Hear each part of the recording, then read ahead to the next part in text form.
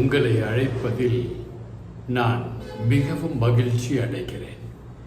இன்று நாம் பார்க்க போகும் தேவனுடைய வசனம் துரோகம். துரோகம் என்பது மிகவும் கொடுமையானது.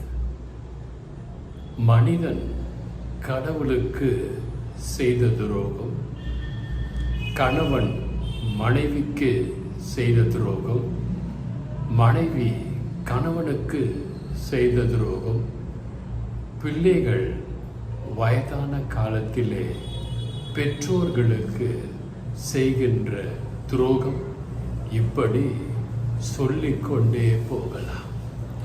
இன்று அருள்நாதர் இயேசு உங்களையும் என்னையும் பார்த்து சொல்லுகிற முக்கிய செய்தி, துரோகம்